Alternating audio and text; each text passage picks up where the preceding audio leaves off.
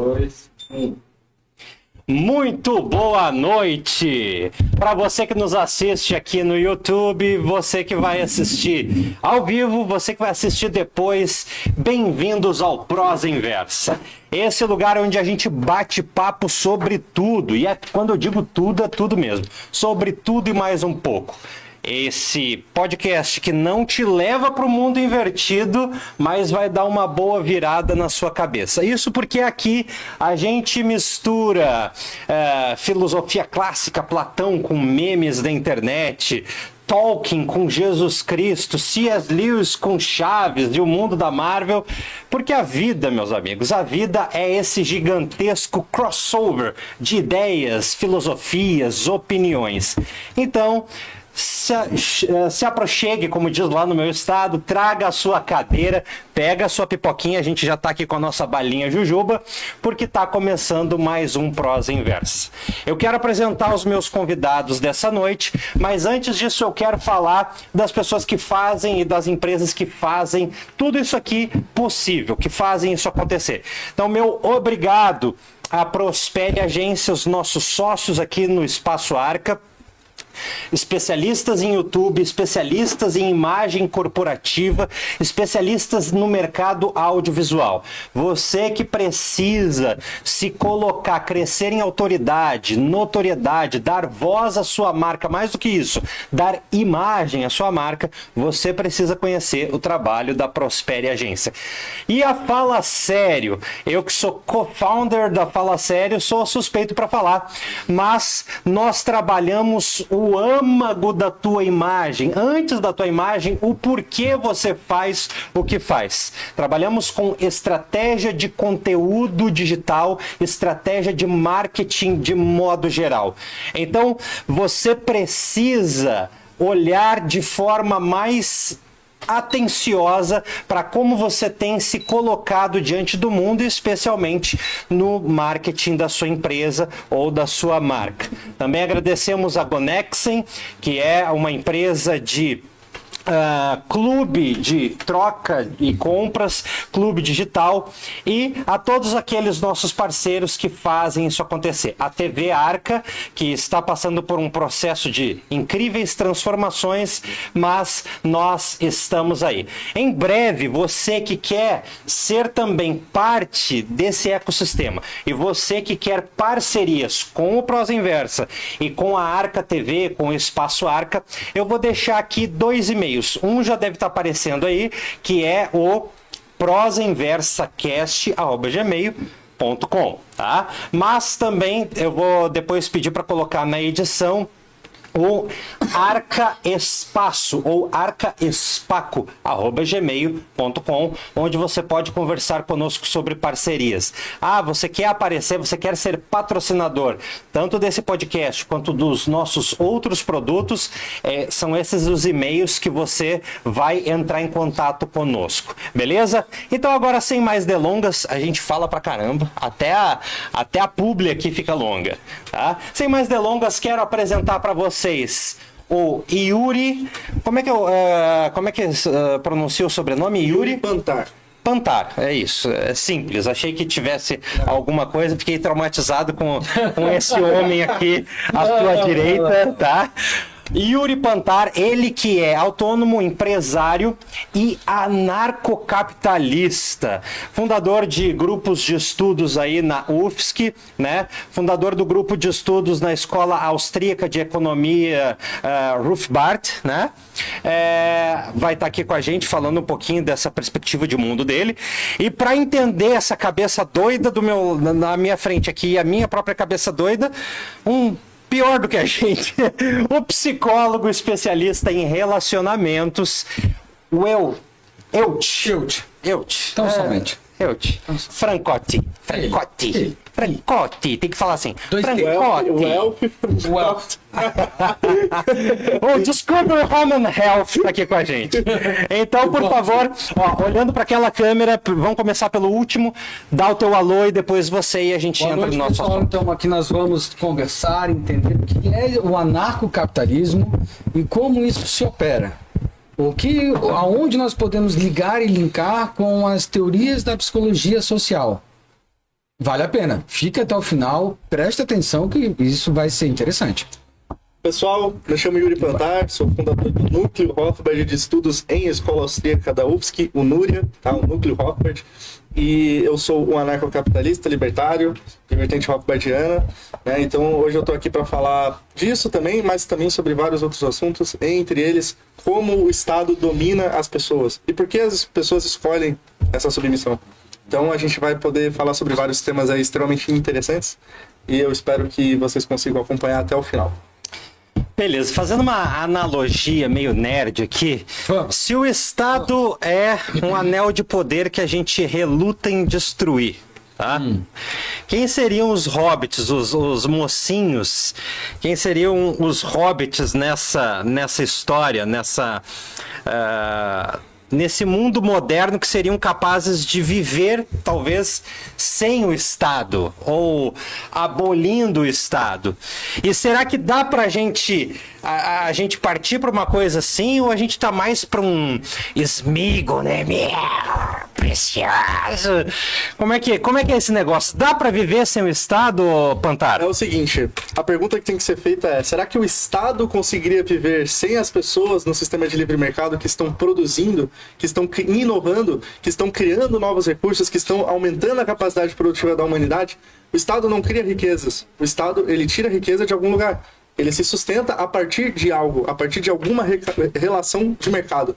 Ou seja, quem está por trás aí, quem sustenta o Estado somos nós, pessoas comuns, trabalhadores, empresários, que fazemos trocas voluntárias todos os dias e que dessa maneira somos taxados, somos regulados, ficamos à mercê aí de uma moeda inflacionária que é o real. Dessa forma o Estado então se sustenta e a pergunta que tem que ser feita é como o Estado sobreviveria sem a gente, não o contrário, porque nós não precisamos do Estado, nós sustentamos o Estado. Então, fazer essa pergunta, né? Essa provocação de volta, entendeu? Como é que o Estado sobreviveria sem a gente? Então você é um hobbit. Exato. De 2 metros. Que altura que você tem, cara? Eu tenho 1,83 m. Não, mas vindo de um cara compacto, né? Não, eu tenho... Cara, o mais próximo de 1,70 eu tô. Então você é um hobbit contra o Saruman aí, ó. Exato. Beleza. Contra o Leviatã. A gente sempre faz essa analogia. O Leviatã como o Estado, o grande monstro. Entendi. Mas será que é esse bicho de 7 cabeças mesmo? Não que o Leviatã tenha 7 cabeças, mas vamos lá. E aí, psicólogo? Então, na clínica a gente vê que buscamos a autonomia do paciente para que ele se torne, vamos dizer, socialmente algo mais estável. Para que ele se sinta, né? No processo de homeostase, se sinta bem. Contudo, o ser humano os sujeitos parecem estar viciados em estar em controle, ou sob o controle de algo ou alguém. A gente pode depois adentrar na questão sartriana do existencialismo, até que ponto a liberdade ela é vivenciada na sua plenitude pelos sujeitos de uma forma mais plena. O ser humano tem dificuldade nisso. Uhum. E nesse ponto, o anarcocapitalismo, do meu ponto de vista, ele parece-me ser um pré-vestibular de uma nova sociedade, de um novo contexto de pensar as relações comerciais, as relações humanas, as relações educacionais, e com certeza o Yuri tem muito para falar sobre isso, que eu estou curioso para ouvir. Eu quero fazer uma analogia, que eu acho uma analogia muito interessante, que é a seguinte. Quando eu era mais novo, ali, quando eu tinha uns 11, 12 anos, eu sempre costumava pensar que talvez a gente tivesse uma Matrix. Talvez o mundo não fosse real. Você já deve ter ouvido falar sobre essa ideia, né? Inclusive, isso já é uma ideia que é muito anterior aos nossos tempos modernos da computação. Né? E, assim, só te cortando, claro. Até se você conhecer, eu quero essa indicação, tá?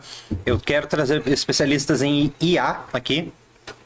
E você sabe que estão sendo conduzidos, não é o nosso assunto, mas estão sendo conduzidos estudos sérios sobre a possibilidade de nós vivermos de fato uma simulação. Sim. Estudos científicos mesmo. Agora esqueci a universidade, mas essas Harvard, da vida, Oxford, uma parada assim. Sim, tem um autor que no começo dos anos 2000, um filósofo, ele fez uma tese exatamente sobre isso, né? Sobre as probabilidades de estarmos ou não numa simulação. Mas, enfim, só para seguir na analogia, quando eu era criança, eu tinha um pouco de medo dessa ideia, entendeu? Porque é uma ideia difícil de você provar que está errada, entendeu? Só que, enfim, com o tempo eu cresci, eu mudei um pouco a minha perspectiva e eu descobri que, na verdade, nós estamos sim numa Matrix. Mas ela não é uma Matrix feita por aliens, ela não é uma Matrix feita por pessoas do futuro ou alguma coisa do tipo. Ela é uma Matrix feita por nós mesmos, pelos homens. É uma Matrix mental, que as pessoas chamam de Estado. Então, a Matrix, ela nos aprisiona porque ela nos torna dependentes de uma entidade superior, de um pai, que vai nos guiar, que vai determinar o que é certo, o que é errado, vai determinar o que é bom, o que é belo, o que não é, que vai usar dos nossos recursos, do nosso dinheiro, assim como no filme Matrix, onde as pessoas ficavam entubadas ali e sendo extraídas, né? Nós somos extraídos pelo Estado, entendeu? Então, a Matrix é real, só que a gente, felizmente, consegue quebrar ela. Há vias de escape. E uma dessas vias de escape é justamente o campo cultural. A gente poder conversar sobre isso e entender esse processo. Então, eu gosto muito dessa analogia, né? Nós estamos dentro de uma Matrix criada por homens e nós podemos escapar dela. Beleza, tá, vamos lá. A gente tem o tema. O tema da conversa aqui hoje, da noite. O tema da noite é por que nós gostamos de ser dominados. Sim, Exato. Tá? E aí, quando você fala isso, a minha mente quinta série dá uma voada, tá? Eu já imagino uma dominatrix, né? Com Chicote. com um chicote na mão. Tá vendo? Ó, tu leu o meu pensamento. Tá? Não, eu lembrei da tiazinha do programa. Meu Deus, cara. Tem 45. Meu Deus, não, mas eu lembro da tiazinha. Pois então, viu? Que idade tu tem? 21. Essa galera não viveu o que era bom. Sou geração Z. Essa galera não viveu o que era bom, né? Suzana, o quê? Suzana, o nome dela? Suzana Alves, se eu não me engano. Alguém aí me ajuda aí? Não, Suzana Alves, eu acho. Bota a Silva, que Silva todo mundo é. É a tiazinha? Isso. Susana Alves. Alves. Cara, tô boiando. Pois é, eu ia dizer isso. Suzana Alves, que hoje é cristã fervorosa, líder religiosa, né? Então, mais respeito com a mulher. Mas foram tempos áureos aí, né? Ajudou na nossa formatação, né? Se não fosse por ela, talvez a gente tinha virado um anarcocapitalista. Mas tem muitos programas, tinha Xuxa, tinha tantos outros. Não. Tô brincando, mas vamos lá. Voltando, né? Vamos tirar o momento doideira aqui. Esse é o assunto. Por que parece que a gente gosta de ser dominado? Ou por que a gente quer ser dominado? E nesse ponto que eu gostaria de trazer o Sartre, porque ele ensina que a liberdade não é um presente, mas é uma agressão. A liberdade acaba sendo uma sentença para o sujeito. E aí a gente entra em um contexto de qual é a ideia de liberdade sartriana. A liberdade nos desonera, ou quer dizer, não que nos desonera, nos responsabilizamos pelas nossas ações e atos, por tudo aquilo que nós devemos e vamos escolher. Então eu não tenho como terceirizar. Não, eu não quero fazer isso porque tem algo que me impede, que me normatiza as minhas ações, a minha forma até mesmo de pensar, de me alimentar. Foucault vem trazendo também que há esse controle biológico de determinados alimentos, vestuários, substâncias. Por que é liberado... Bem legal, isso aqui é um corte. Por que é liberado as pet e o Rei Bingo foi fechado aqui em Florianópolis? Que é um bingo que dava emprego, gerava um monte de oportunidade fiscal para o Estado. Tem que abrir bingo, jogo do bicho, casa de aposta sim. Pra onde? Capitalista. Cidade 24 horas. Floripa tem que ser a nova Loranje. Vamos lá. As opiniões dos convidados não refletem. Estou tirando para engajamento. Por favor, pessoal. É um tema sim muito polêmico. Agora, falando sério, não é um tema... Mas ele tava falando. Não, ele tava. É isso que me impressiona. Floripa tem que ser uma cidade 24 horas. Porque nós não estamos aqui falando sobre viés político-partidário, nem de lado ou direcionamentos partidários, e sim sobre conceitos sociais ou da psicologia social. Por que é tão difícil vivermos por nossas escolhas próprias. Eu escolho sim fazer tal coisa. Não, você escolhe diante de um escopo, diante de um script que já foi determinado por um fluxo anterior a você. Meio regras. Nietzscheano isso, Exatamente. né? Além de sartriano. Vamos lá, momento. Agora eu me senti o intelectual, né? Não, mas é por mas tu quer saber, como teólogo também que sou, tem que trazer isso. Antes desses caras, antes de Nietzsche, antes de Sartre, antes desses caras, um camarada que era sábio, ou nem tanto, né? Porque teve 900 esposas. Eu não acho que um cara que tem 900 mulheres é tão sábio, mas o rei Salomão vai dizer que não há nada de novo debaixo do sol. Né? Então, assim, a gente... Às vezes a gente tem a ilusão, e aí pega muito o que você falou sobre a Matrix, né? Sobre a Matrix. Muitas vezes a gente tem a ilusão, né?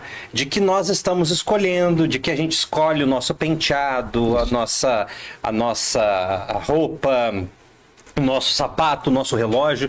E na verdade alguém já tomou essa decisão por nós. Né?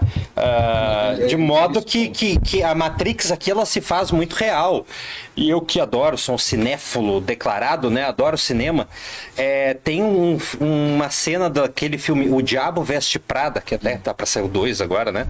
Acho que estão gravando o 2, uma coisa assim. O Diabo Veste Prada, que eu acho sensacional. Que a menina lá, a Anne Hathaway, né?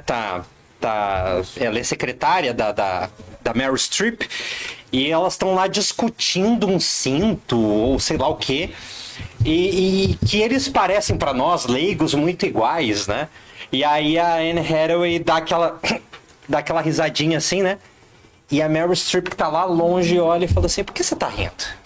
E aí ela acaba com ela, fala assim, você acha que você escolheu esse suéter cafona que você tá usando? E aí ela começa a falar de qual era a origem daquele negócio que ela tava usando, que ela achava que tinha escolhido. E é uma coisa que eu falo, por exemplo, é uma das filosofias dentro da Fala Sério, a minha empresa de marketing e comunicação, que é justamente a questão de liderança de movimento.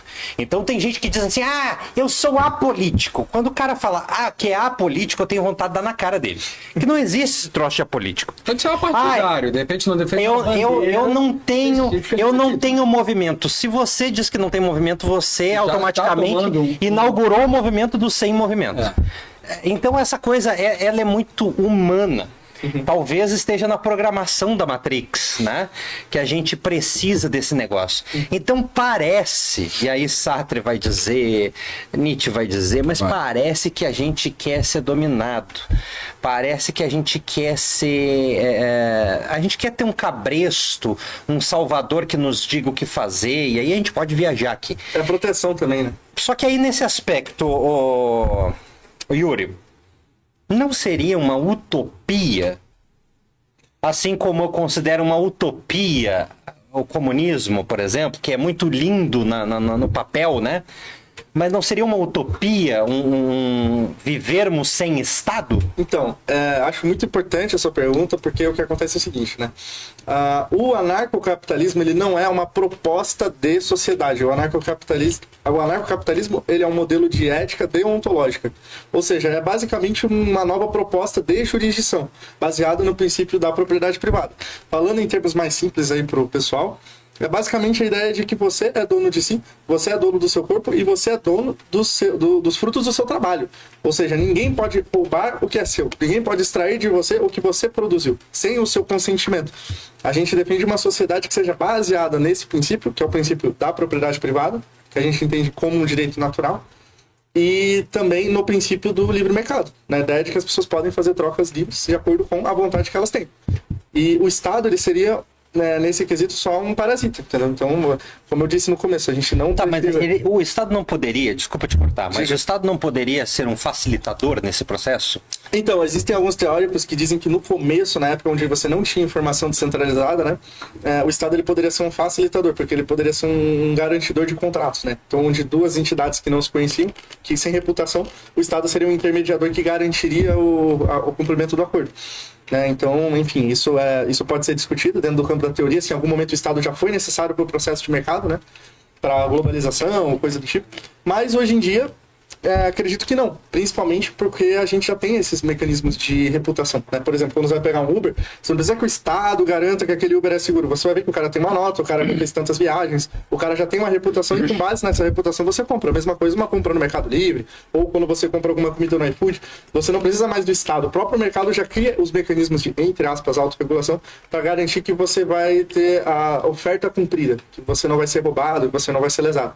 Evidente que existem pessoas que vão tentar explorar esse sistema para lesar outras pessoas, mas o argumento que eu faço é sempre a questão também da capacidade, né?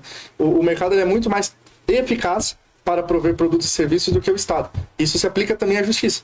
Se a gente tivesse uma justiça que fosse mercadológica, que provesse um serviço de segurança jurídica, a gente teria uma justiça mais funcional, ou seja, pessoas que são golpistas, bandidos, criminosos, eles teriam um incentivo a menos de praticar esses crimes, pois a punição seria mais aplicada, mais bem aplicada e seria mais dura, seria menos branda, justamente para garantir que as pessoas não tivessem essa liberdade que elas têm hoje para sair cometendo crimes e, enfim, acabar pegando punições pequenas e sendo reincidentes nos seus crimes, né?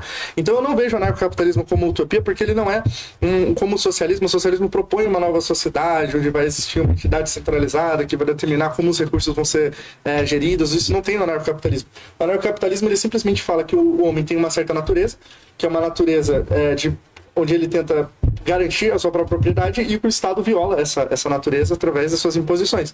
Então, como essa sociedade iria se organizar vai depender de cada cultura, de cada região. Isso não é uma coisa que diz respeito a mim, não é um planejamento. O anarcocapitalismo não é uma proposta nesse sentido. Ele simplesmente fala que você não pode agredir outra pessoa.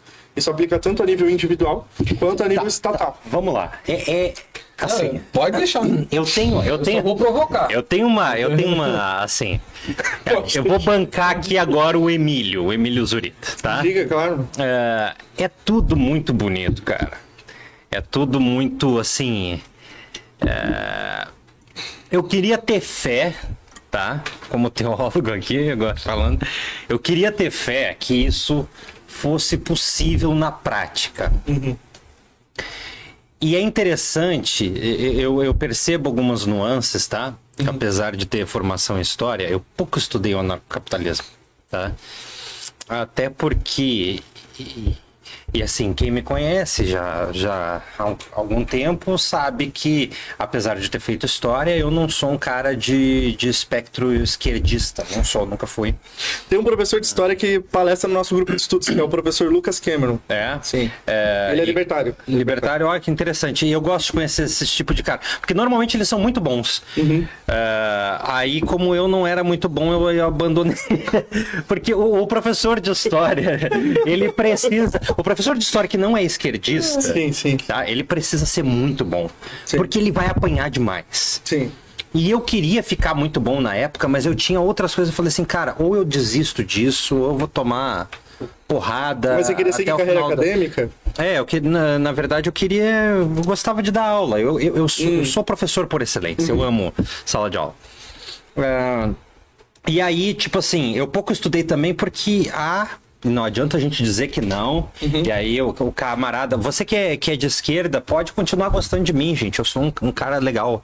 Eu sou um cara de direita massa. Democrático. Eu sou um cara de direita que escuta de vez em quando Caetano Veloso, cara. Goste de mim, daqueles, né? Então, mas assim... Você é um cara de direita que assiste Eu Ainda Estou Aqui. Ainda estou aqui... eu não assisti. Então eles vão te cancelar, vamos cancelar, né? Mas eu não assisti porque, cara, eu não tô conseguindo assistir patavina nenhuma. Eu assisti essa semana, junto com a galera aqui do Arca, A Empregada. Aí agora que eles vão me cancelar por causa da Sydney Sweeney. Porque parece que a gente que ninguém mais pode ser gata nesse mundo hoje em dia. A Empregada é um filme que tem sim uma conotação esquerdista. Posso explicar o porquê, se quiser. Não, peraí, depois. Vamos não perca a linha de raciocínio aqui. Vou tentar alinhar então alguma coisa aqui. Então, assim, eu nunca fui muito, aprofundei no anarcocapitalismo, porque de fato existe um nepotismo, um monopólio do pensamento, e que a gente não pode, de fato, se aprofundar em muita coisa dentro da universidade, porque nem deixam. Inclusive, eu tive problema na hora de escrever meu TCC, eu queria escrever sobre o assunto que não me deixaram, enfim, tá? Mas, assim, eu percebo algumas nuances no que você fala e como... Vou botar leigo, tá? Porque estudei pouca coisa. Por exemplo, eu via... Mas você chegou a concluir o bacharel em História ou você não conseguiu? Como é que foi? Não, fiz o bacharel em História. Bacharel não, licenciatura. Licenciatura. E aí, o que rola? Eu via o Hofbauer como indo para um lado e junto com ele ali na escola austríaca, a gente tinha um Mises. E o Mises eu estudei um pouco mais, justamente por ser um cara mais liberal. E aí é quando eu falo, tá? Eu já fui um cara que tentei ser conservador, até pela minha história, pela minha trajetória. Você se esforçou para ser conservador? Não, pela minha trajetória, eu cresci num lar cristão, eu fui líder religioso, enfim. Mas eu cheguei à conclusão que eu falei assim, cara, eu quero que as pessoas façam o que elas quiserem. Tá? Eu acho que é o seguinte, para o esquerdista gostar de mim, a pessoa tem que fazer o que ela quer da vida dela, tá? É uma frase muito libertária, cara. Sabe o que eu detesto do conservador? Ele quer cuidar do bumbum alheio, entendeu? Deixa o cara fazer o que ele quiser com o bumbum dele, entendeu? Então, cada um chora por onde sente saudade. Então, eu não consigo ser conservador por conta disso. Só que, por exemplo, o que eu tenho, aí eu sou mais liberal, vamos dizer assim, por isso eu gosto mais do Mises. Mas o que eu tenho contra a esquerda, tá? Que a esquerda, ela vai para além quando você tenta fazer um contraponto entre socialismo e capitalismo, você não tem conversa. Por quê? Porque enquanto o capitalismo é um sistema econômico, sobretudo, tá? O socialismo, ele extrapola esse troço. Ele vai para além da economia. Ele dita a ética, moral. E o que eu mais me pega é que ele entra, principalmente na nossa geração, nas micro-relações humanas. Então, de repente, eu sou casado, tá? E eu gosto que a minha mulher me amarre, sei lá, bata em mim, e aí alguém vai querer dizer que pode ou que não pode, entendeu? A mulher gosta de tomar uns tapas na cara, mas como é que fica o feminismo dela? Então eu acho, e nesse ponto talvez eu seja muito libertário. Só que eu percebi algumas coisas enquanto ele falava, o doutor. Tipo assim, porque a gente acredita, vai muito para esse campo, porque a gente acredita que o ser humano é em alguma... Sabe? Quando começa a pegar quase uma parada teológica, e aí eu costumo ter bronca desse tipo de ideia. Porque eu acho tão fantasmagórico e religioso quanto o socialismo. O socialismo é uma religião, cara, praticamente.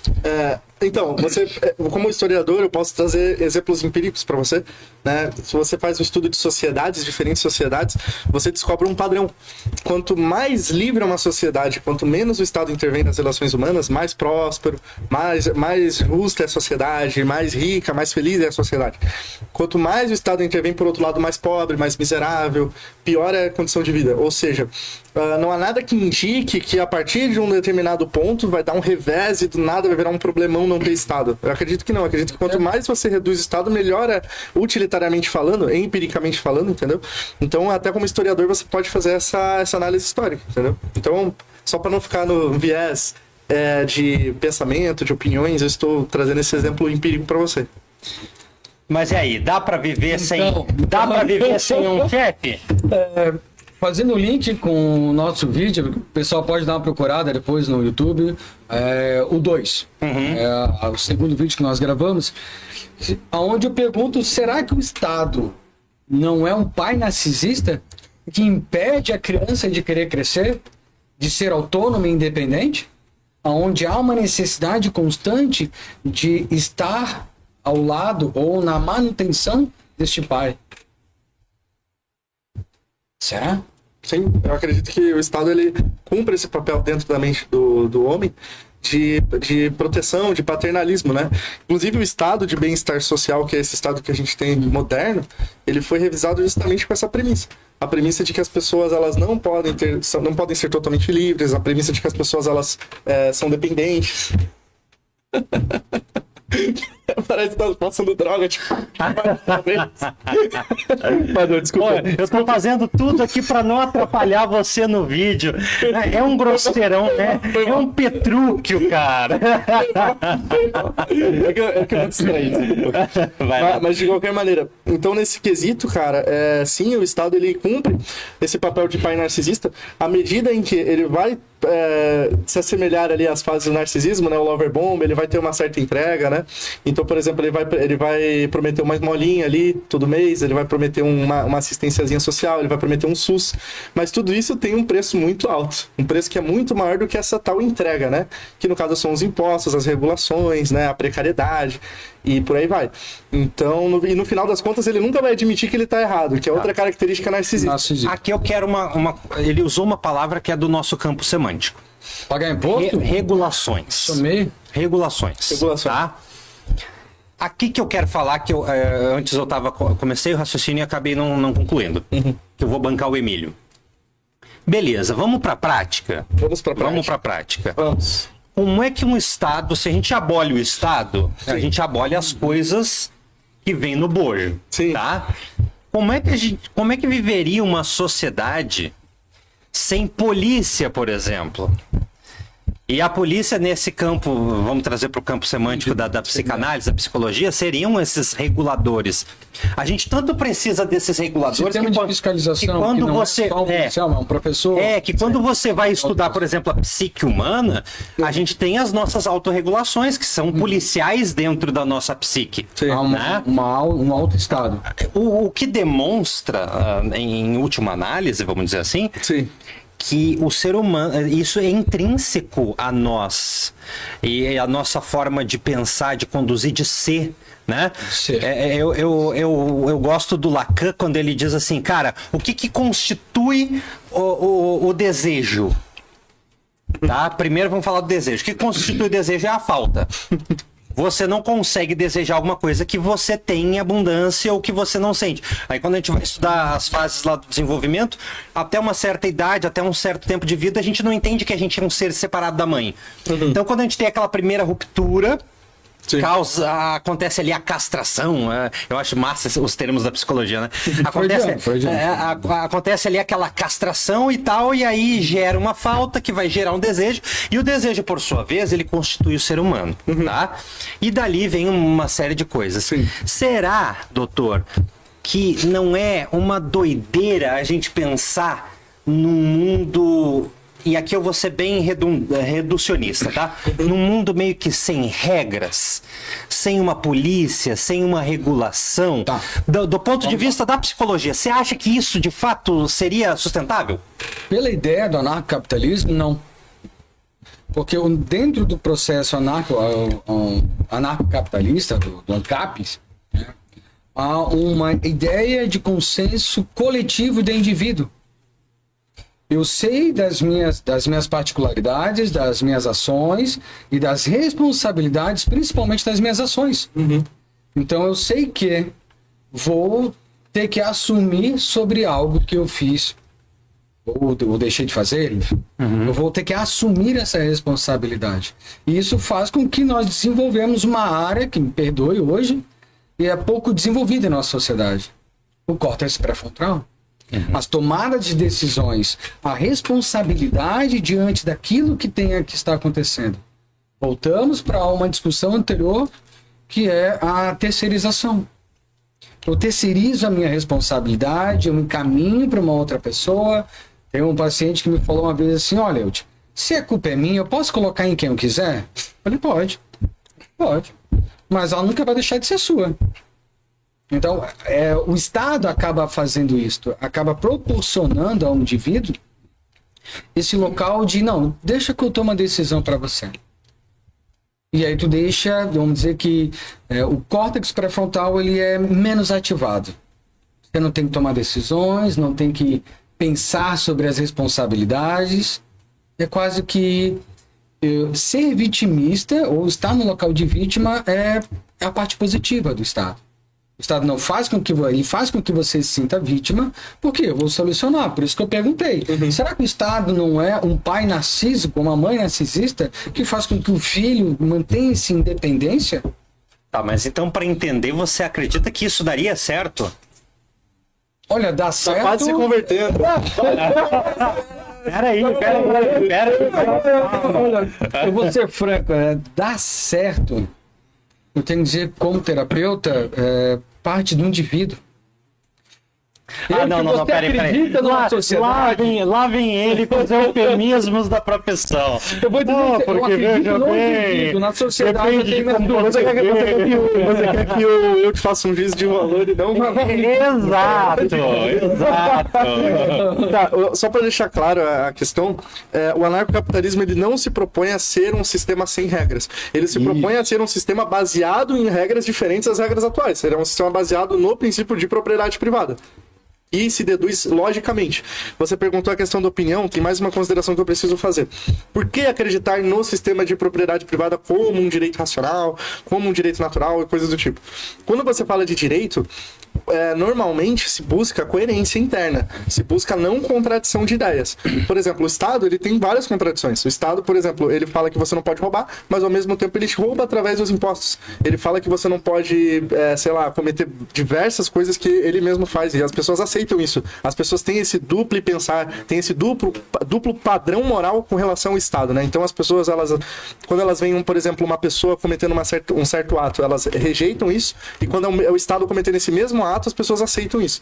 Ou seja, esse duplo padrão, ele não faz sentido, logicamente, juridicamente não faz sentido. O que o anarcocapitalismo propõe nesse quesito de justiça é um princípio baseado na razão e que não se contradiz. Ou seja, quando a gente fala em propriedade privada, você pode aplicar a propriedade privada indefinidamente em qualquer circunstância que ela não irá entrar em contradição. É por isso que é um princípio racional. Não é uma questão de crença, é uma questão de lógica. Né? É como se fosse uma ciência da lógica, entendeu? E nesse quesito não é só uma convicção pessoal, não é só uma religião, algo transcendental ou nada do tipo assim, né? E, enfim, não dizendo que religiões também não possam ter princípios racionais, elas às vezes podem, mas enfim, normalmente não é a premissa básica, né? Ter um princípio racional. Vou fazer uma provocação aqui. Diga. Um anarcocapitalista vota? Vota. Opa. Hofbard. Mas por quê? Não seria uma contradição? Não seria. Vou explicar o porquê. Quando a gente reconhece que o Estado é um problema, tem várias formas de você combater esse problema que é o Estado. Uma dessas formas é justamente a infiltração política. Então não é um problema votar, não é um problema se candidatar, não é um problema formar partido, porque tudo isso são ferramentas para que você consiga reduzir o poder e a influência do Estado no médio e longo prazo. Tanto que o Hofbard, que é um dos principais autores da escola austríaca do anarcocapitalismo, ele é um dos fundadores do Libertarian Party americano, que é o terceiro maior partido político dos Estados Unidos hoje. E também temos um presidente anarcocapitalista, que é o Javier Milei, lá na Argentina, que também se baseou nesses autores.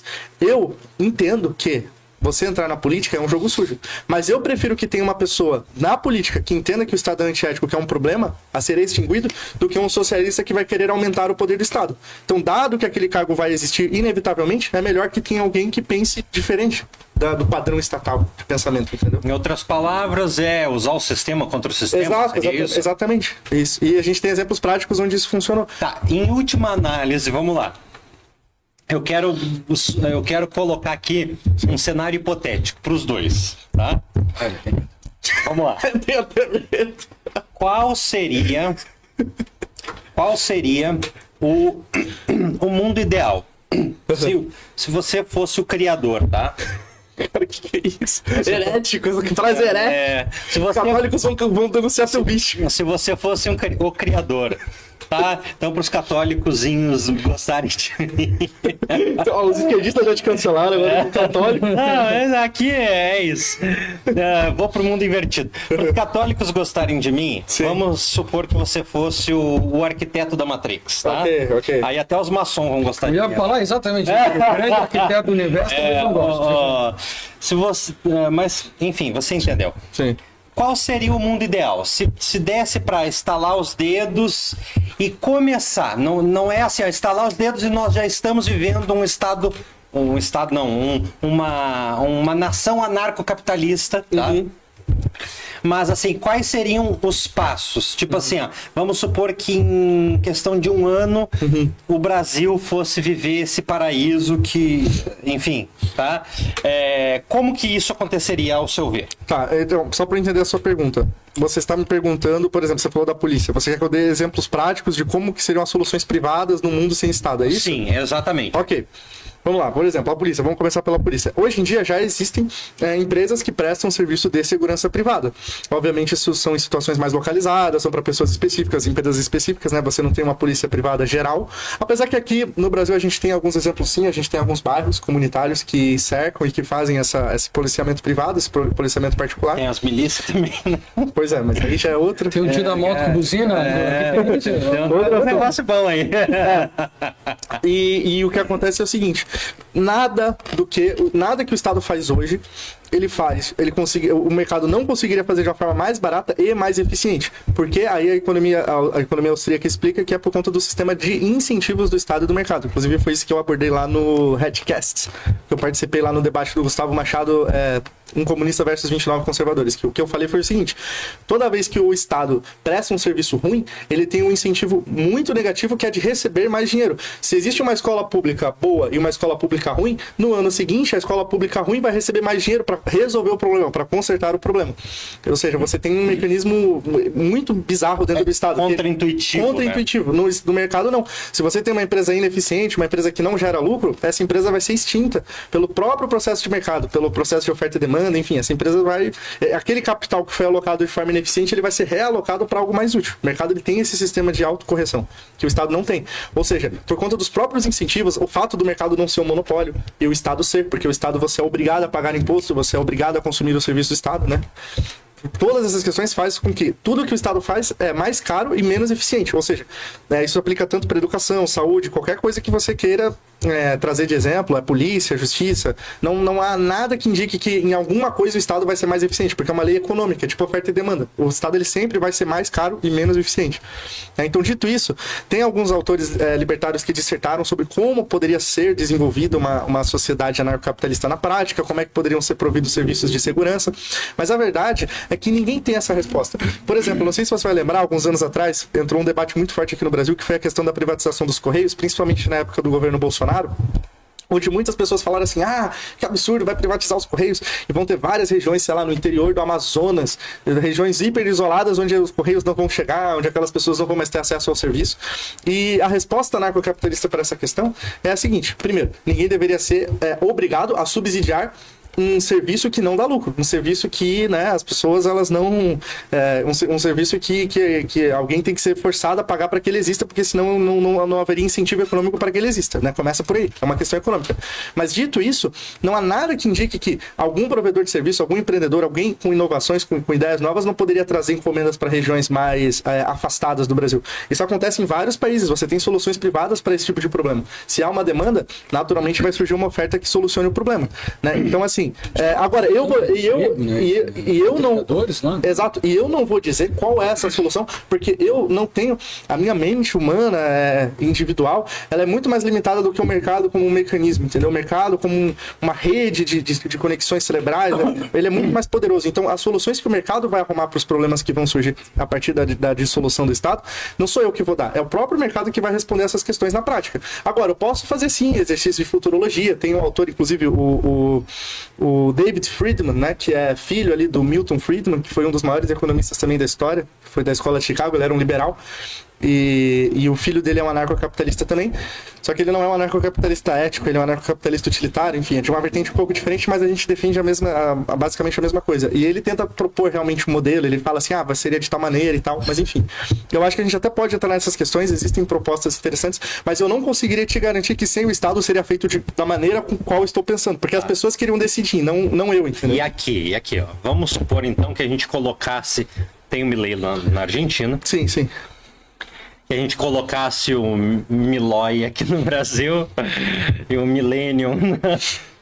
Tá, vamos supor que a gente tivesse assim, brasileiro. Em cada estado, um Milei governando nos principais do Brasil. Uhum. Beleza. Uhum. Você acha mesmo, e agora vai direcionar para os dois, mas principalmente pro Elton.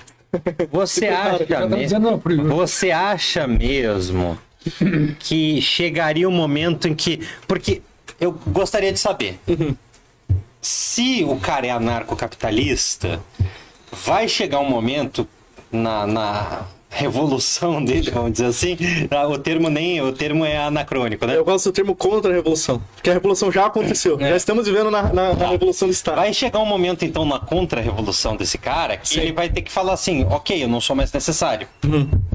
Certo ou tô viajando? Quem? Perdão. O Milei. Exato, sim. Tá, se ele é um anarcocapitalista, Sim. tem que chegar, tem que caminhar para isso. Sim. Chegar o momento em que ele... Para redução do próprio poder.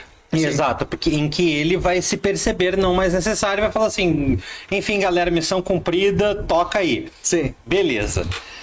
Assim como o Putin faz na Rússia, né? É, assim como os Castro fizeram em Os Cuba. militares no Brasil. A gente vai ficar só enquanto é preciso. Exatamente. E aí, é aqui que eu queria chegar mesmo, ô Yote. Sim, o E aí, poder. será que, e voltando lá pro Senhor Será dos que o Anéis, libertário abriria a mão do próprio será poder? que... eu vou levar um anel na montanha lá pra jogar no fogo? Eita. Ó, eu vou fazer um quadro. Ó, equipe, produção, eu vou fazer um quadro. Momento quinta série. Um oferecimento, momento quinta série. Como é que é? Você vai levar o anel aonde? No morro. No morro? Morro que tem que é quente lá. Lá dentro tem lava. Tem lava no morro, lá na montanha. Santo A lava Deus. A lava estica. Isso vai dar uns cortes muito bons, Liga o cara. ar-condicionado de novo. Ele disse que ia queimar o anel.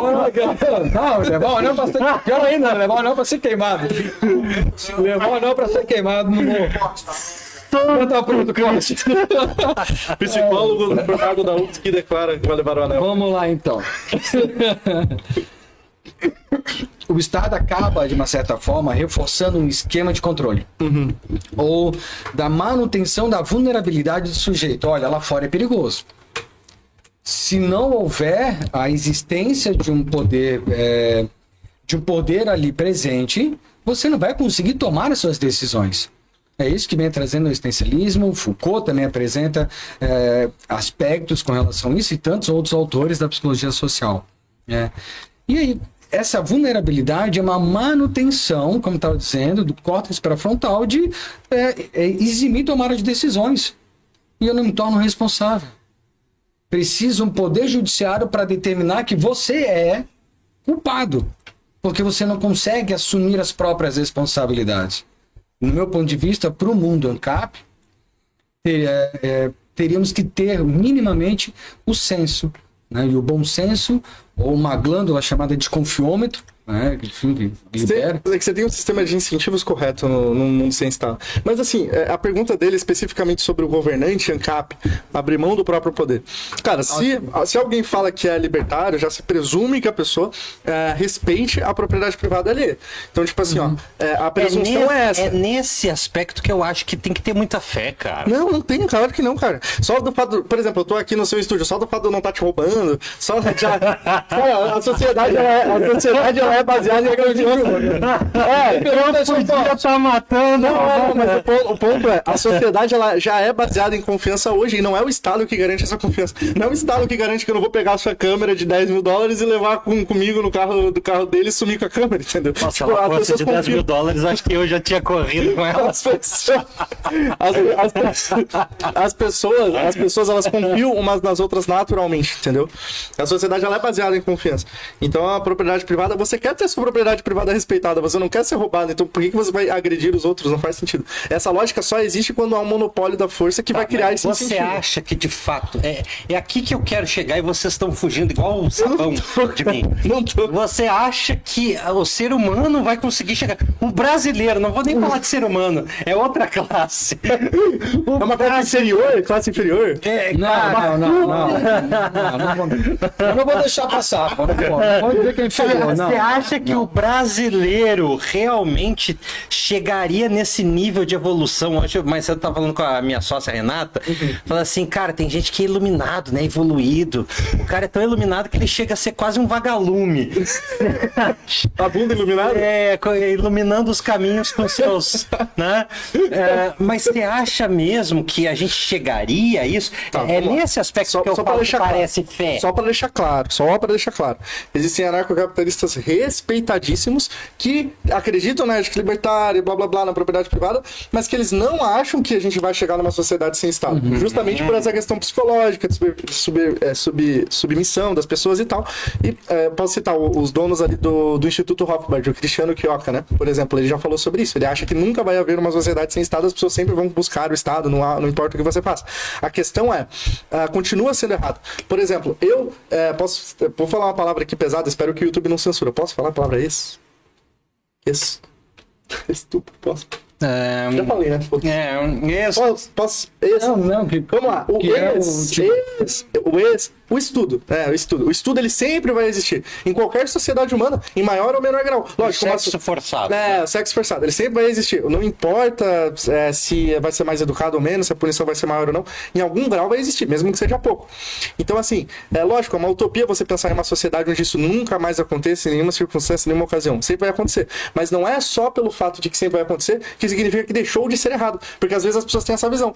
Então já que o Estado sempre vai existir, então tá tudo certo. O Estado tem que roubar mesmo, tem que cobrar imposto. Não, claro que não. Ele continua sendo errado. Independente se eu acho que vai acabar ou não. Então essa é a posição libertária. É você acreditar que o Estado ele é antiético, que o Estado é errado. Independente se você acha que ele vai acabar ou não. Eu, particularmente, acredito que sim. A gente pode chegar numa sociedade sem Estado, porque eu acredito que a propriedade privada, ela emerge naturalmente do homem, do ser humano, entendeu? Então a gente pode ter uma sociedade, sim, que seja baseada na não coerção, na não violência institucionalizada pelo Estado. Ainda haverão crimes, mas esses crimes serão punidos pela iniciativa privada e não pelo Estado. Mas de qualquer maneira, você não precisa acreditar nisso para ser libertário. Basta acreditar que o Estado é antiético. Mesmo que você ache que é utópico a ideia de que o Estado vai deixar de existir, isso não é uma questão primordial para o libertarianismo, entendeu? A gente pode debater se o Estado vai deixar ou não de existir, qual o melhor método para acabar com o Estado, mas o importante é entender que o Estado é errado, é incorreto. O fato dele deixar de existir ou não muda isso. Quero saber de você, Euti.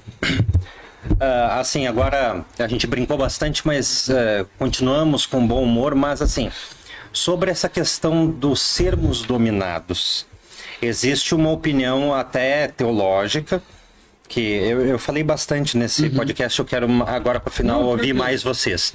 Pô, já tô no final, cara, como assim? Que absurdo, como vocês não fazem podcast em 4 horas? Eu quero ouvir mais vocês, mas assim, do ponto de vista da psicologia, vamos dizer, o ser humano precisa de fato disso?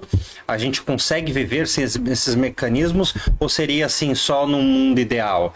Que a gente conseguiria viver sem essas travas? É uma pergunta, vamos dizer, pergunta densa, mas com... Pergunta curta, mas muito densa. Pode chegar nesse ponto? Pode. Cara, até 10 anos atrás... Convertemos ele. Calma. Eu brinco. E eu fui aprender a mandar e-mail, eu tinha 21 anos. Tava na faculdade. Caralho, como assim? Eu não esqueço, cara. Eu tenho que ter uma conta no Facebook. Eu falei, pô, cara, como assim Facebook, mano? Não tem? Eu lembro que eu relutei de sair do Orkut pro Facebook. Cara, se o Euti não tivesse... E depois eu relutei de sair do Facebook pro Instagram. Cara, o Euti, se você não tivesse 95 anos, essa frase seria muito deficiência cognitiva, né? Eu aprendi a mandar e-mail com 21 anos. Com 21 anos, a entender que existia com bits, enfim. Mas vamos lá então, voltando ali pra pergunta, né? Há uma tendência para isso? Eu não posso afirmar. Não posso afirmar até porque eu não sou pesquisador de grande escala ou de um grupo. Agora, o que eu vejo dentro da clínica com meus pacientes, é que a gente busca, sim, uma regulação externa. Para aquilo que é certo, para aquilo que é dito errado. E eu não gosto, não é que eu não goste, mas eu busco fazer meus pacientes entenderem que não existe certo ou errado. Existe aquilo que você vai assumir como responsável. Você consegue lidar com a responsabilidade das suas escolhas? Vida que segue. Nesse ponto, acredito que eu me aproxime do ANCAP, do Yuri. Só cuidado com a frase, não existe certo ou errado, porque isso aí pode cair num relativismo pesado. Não, mas assim, cara, tu quer roubar? Beleza. Não. Você sabe das consequências? Sei. Não, isso aí me parece mais... Então você vai ter que ir, aí sim. Isso aí é mais Max Stirner do que Awkward. Eu dei uma lidinha nele. Falei pra ti, eu dei uma lidinha nele. Velho, ó, assim, A tendência, no ponto de vista, a longo prazo. Eu não posso dizer que não. O mundo caminha para o neocapitalismo, declara doutor Welch. cara, eu Faz o corte. Faz uma bandeira ANCAP atrás de uma falei capa. que- Cara, eu tô falei ferrado. que- Minha agenda vai zerar amanhã, mano. Eu falei que eu não ia. Eu falei que eu não ia, mas assim, eu tenho muita dificuldade. Sim. Como. Aqui eu vou trazer Cara, um você, pouco... você parece ser um cara que genuinamente se interessa pelo assunto. Sim, sim. Você já claro. conhecia o Rothbard, você já tem leitura em Mises. Eu nem consegui falar muito Mises, né? Mas assim, cara, você já tem uma predisposição a pesquisar mais pelo assunto, entendeu? Não, assim, lógico, porque sobretudo, e é o escopo aqui do Prosa Inversa, Uhum. é a gente conversar sobre tudo, mas sempre trazer para as humanidades. Sim, sim, sim. Né? Então, assim, é com muito bom humor, mas é desenvolvimento pessoal, é com conversa nerd, é com doideira, mas é espiritualidade, porque eu sou um cara que, sobretudo, eu trabalho com marketing, que é a minha paixão. Sim. Marketing, publicidade, todo esse universo de imagem, atuação, eu adoro isso, né? Sim. Locução, atuação, já dublei, enfim. Então, esse é um rolê que hoje, graças a Deus, só tá faltando eu ficar rico. E eu vou ficar. Mas hoje eu posso encher a boca e dizer assim, eu trabalho com um bagulho que eu amo, cara. Eu Que é a adoro, comunicação. eu adoro o que eu faço. E graças a Deus, Deus colocou na minha vida uma galera, meus sócios aqui, que nós todos somos apaixonados pelo rolê. Sim. Entendeu? Sim. Mas antes disso eu tenho uma bagagem, né? Sim. E aí eu sou psicanalista, eu fiz teologia e história. E sou nerd de modo geral, então eu adoro ler muita coisa, né? Até as coisas que às vezes eu não domino direito, né? Já tentei me aventurar na física mesmo, não entendendo patavina, então fui tentar, né, com aquele livro famoso do Stephen Hawking, O Universo na Casca de Nós, enfim. Então eu gosto de mergulhar em alguns assuntos. E aí eu vou dizer assim, ó, como um teólogo sobretudo, eu tenho dificuldade de acreditar nessa coisa. Eu tinha até feito uma imagem, eu vou mandar aqui pros guri ali ver se eles... Se conseguir colocar na tela, beleza, gente. Mas se não, também tá tudo bem. Que foi uma brincadeira, foi antes de começar eu gerei na IAC. Antes de começar o programa... Cara, esse teu relógio é muito louco, né? Porque tem um contraste forte, né? Parece uma tela. É uma tela? Pegando, o TDAH pegando aí, ó. Não, mas O TDAH bateu forte agora. Desculpa. Mas eu... Desculpa dizer. Mas eu vou mandar aqui pro... Mas enquanto isso eu vou gerar... Será que o Estado, então, ele é um sistema de adestramento? E aí? Eu tô mais pra provocação que trazer a... Como teólogo, eu não consigo acreditar que o ser humano vai chegar... E eu sempre disse isso. O governo é um adestrador ou apenas ele governa? Cara, eu acho que o funciona? governo é uma coisa inerente do ser humano, na minha opinião, na minha visão, tá? A gente tem essa coisa intrínseca com a gente de hierarquizar, classificar as coisas, colocar, sistematizar esse negócio. Ó, eu concordo com a sua afirmação. O governo é inerente, mas eu vou explicar, pode concluir. E aí, quando eu pregava, por exemplo, eu sou um cara que eu sou de direita, né? Mas como eu falei... Agora você muito cansado. E não é brincadeira. Sim. Eu tenho muitas opiniões que vão contra Uhum. a direita. Uhum. Porque na verdade, eu não gosto muito de rótulo, mas assim, se pegar a maioria das minhas ideias, elas pendem para direita, né? Mas eu tenho várias outras coisas que eu concordo com a galera da esquerda, enfim. Sim. E quando eu ensinava dentro de um contexto religioso, Sim. eu falava o seguinte: quem quer que tente trazer a pregação do evangelho, vamos dizer assim, para a direita ou para a esquerda, tá pecando contra o próprio evangelho. Tá diluindo a fé, tá destruindo a fé por conta de um sistema que é sobretudo humano. Deus e o evangelho não é de direita nem de esquerda. É até meio anacrônico. Não é de direita nem... Exatamente. Não é de direita... O evangelho não é de direita nem de esquerda. Porque ele provém do alto. Né? Jesus não falava sobre política. Exatamente. Então, assim... eu tenho essa coisa assim que eu acredito, e aí Jesus tem algumas frases que são bem interessantes, que quem é da canhota tenta, Jesus era um socialista, era um comunista, e quem é da direita também tenta trazer. Jesus vai dizer assim, cara, os pobres vocês vão ter sempre com vocês, tá? Ele fala isso. Em outros momentos ele também vai dizer que o filho do homem não tinha lugar onde reclinar a cabeça, né? Então assim, tem muitas ambiguidades ali. E aí é por isso que eu tenho a dificuldade. O Estado parece ser uma coisa que está conosco. Necessária. Necessária.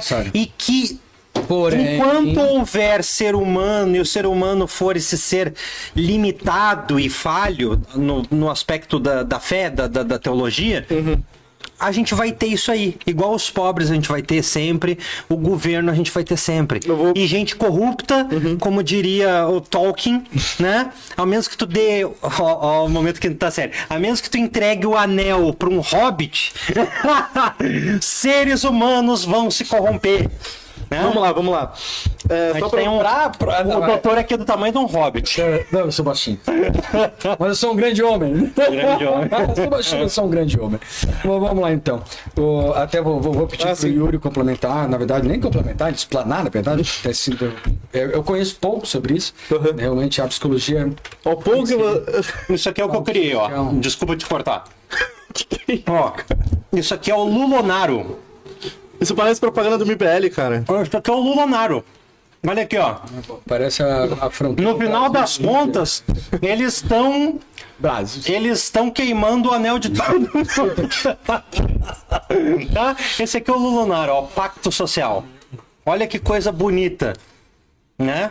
E antes eu falei assim, cara, esse cara quer se candidatar, mas eu pensei, mano, um anarcocapitalista não vai se candidatar, mas ele fala que os caras se candidatam. Sim. Então a gente vai ver aí, ó. Escreve o que eu tô falando. Na próxima eleição, a gente vai ter Yuri pra vereador. Vocês vão fazer campanha.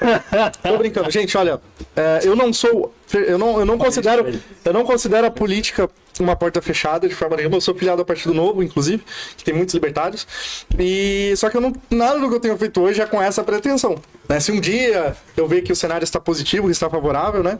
Eu não teria problema nenhum em encarar isso e... Tá tranquilo, tá favorável. Mas atualmente nada do que eu tenho feito é nesse sentido. Só para falar sobre a sua pergunta aqui, que você falou sobre a questão do governo ser algo necessário. Eu achei muito interessante o termo que você usou. Você não usou a palavra Estado, você usou a palavra governo. E nós, anarcocapitalistas, fazemos uma distinção entre os dois termos. O governo é uma organização social, hierárquica, que é voluntária. Por exemplo, quando você vai fazer aula de karatê, existe uma governança ali, existe um cara que é o dono do estabelecimento, sensei. existe o sensei que vai educar, existe uma hierarquia ali clara que as pessoas seguem voluntariamente. No caso, qual que é a diferença entre governo e Estado? O Estado é o governo coercitivo, é o governo que se impõe, seja através da psicologia, seja através da força, né? A psicologia não impõe, ela liberta, parou. O controle de pensamento. Mas assim, ó, mas assim, ó. Você tá lobotomizando seus pacientes. Vamos lá. E aí o que acontece? O Estado ele vai se impor então através da força, ele é coercitivo e essa é a diferença. Eu não acredito, eu acho que sim, o governo é algo natural, as pessoas se organizam de forma hierárquica, a governança existe, ela é humana. Agora, o problema é o Estado. O Estado ele seria uma perversão da ideia de governo, ele seria uma distorção, ele seria um governo corrupto, entendeu? Um governo que se impõe. Então, eu concordo com a sua frase. Exato. Eu concordo com essa frase, governo é algo natural, só que o Estado não. O Estado não, ele é um governo degenerado, e não necessariamente é natural. Vamos voltar pro doutor e depois eu quero fazer algumas perguntas bem básicas e aí quero ver com a minha equipe se tem pergunta da galera para vocês responderem. Fechou. Você lembra do que você estava falando? Que eu não vou lembrar. Não, eu só queria fazer uma consideração de como é que Esse cara fala pra caraca, né, mano? Eu queria fazer uma consideração só de como é que eu conheci o Dr. Welch, que foi justamente ele indo numa das nossas palestras lá na UFSC, que a gente organiza lá do grupo de estudos. E, se possível, eu gostaria até de fazer uma deixa, poder apresentar um pouco pro pessoal a dinâmica, caso você queira, caso não fuja muito do assunto, mas tem um pouco a ver também, né? Vai lá, depois eu te mando a conta. Uma propaganda. Pode mandar brasa. O grupo era pequeno, cara. Porque eu não fui no evento, mas teve evento. A galera já prepara o link de pagamento aí pra ele. Sabendo que tinha tanque, helicóptero, guarda nacional, sei lá o que lá. Pois é. Então, a gente no Instagram é Núria UFSC, né? Núcleo Hofbard de Estudos em Escola Austríaca. A gente sempre publica também as palestras no YouTube, com o mesmo @. E assim, cara, qual que é a nossa proposta, né? A nossa proposta é criar um espaço novo dentro da universidade, um espaço que não existia de forma institucional, que não ensina sobre libertarianismo, escola austríaca, justamente porque o Estado ele se sustenta através dessa elite intelectual, e o que a gente está fazendo ali na UFSC é um contraponto a isso, né? Então a gente sempre promove palestras presenciais todas as semanas. Agora a gente vai iniciar no dia 10 de março com o professor Zappellini, que leciona também há mais de 30 anos ali na estadual, né, na UDESC. A gente leva ele para a UFSC, leva ele para a Federal para poder apresentar seminários de escola austríaca. E ano passado a grande repercussão que aconteceu foi quando a gente levou o Paulo Cogos. E a galera da Uni, da CUT não vai lá, cara. Esse pessoal o pessoal do sindicato não foi. Não chegaram aí o pessoal do sindicato, mas o pessoal de dentro ali da UFSC, os esquerdistas ali mobilizados dentro da UFSC, né? O pessoal da UP, o pessoal ali do DCE, esse pessoal se organizou sim para barrar a palestra do Cogos, tá? E felizmente... Esse contrassenso da ausência de democracia, é isso que me chama a atenção. Sim. Eu vou garantir... Mesmo não gostando, mesmo não me acreditando que seja adequado, eu vou garantir o máximo possível para que você continue exercendo o seu direito. O seu direito. Então, esse meu ponto é democracia. O conceito, vários autores. De quem é essa frase? Defenderia até a morte o seu direito de Cara, eu não lembro de quem é essa frase. Realmente não lembro. Perdão. Mas então, você quer falar? Não, pode falar. Só para concluir, então, a gente teve essas tentativas de repressão, inclusive lá no CUN, no Conselho Universitário, na frente de várias pessoas que trabalhavam ali na universidade, ao lado do reitor da universidade, teve uma moça, membro ali do DCE, que declarou também que seria barrado a manifestação ali, a palestra do Cogos, e foi aplaudida por todo mundo que estava ali na sala. Enfim, foi uma situação bem embaraçosa para a universidade, né? Depois eles expediram várias notas de repúdio, inclusive a própria página da UFSC também, sendo que a gente fez uma palestra com o Paulo Cogos sobre um tema super relevante, que é a questão do governo Milei, né? Que resolveu o problema da crise econômica na Argentina, e poder apresentar também uma perspectiva da Escola Austríaca de Economia, né? Que tem autores muito sérios, muito fundamentados, enfim, que apesar de serem renegados aí por grande parte da academia, existem, e a gente não quer excluir esses autores. Então a gente simplesmente levou o Cogos, que tem uma boa projeção para falar sobre isso, e tentamos ser impedidos.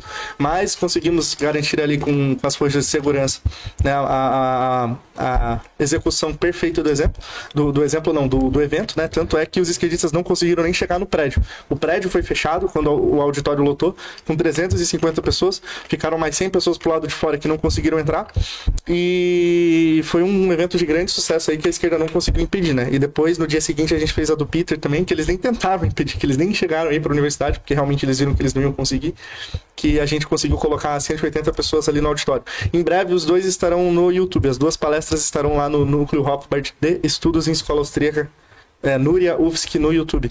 E, enfim, eu agradeço então a oportunidade de ter apresentado aí o grupo de estudos. Calma aí. Não, peraí. Ah, tá. Não tá acabando. Eu só tô agradecendo porque você me encerrando. Não tô encerrando meu podcast. Eu estou agradecendo porque você me deixou fazer a propaganda, só isso. Não tô encerrando. Mas o meu podcast pode durar. O podcast pode durar mais 3 horas. Clínica de Centro de Especialidades Clínicas. A galera já tá preparando o link dele. Não. Vou fazer o teu também. Ó, eu só estou agradecendo ao espaço, mas pra mim esse podcast pode ter 4 horas, cara. Eu não tenho problema nenhum. Eu sou um estudante, cara. Eu posso dormir 2 da manhã. Tá, mas vamos lá.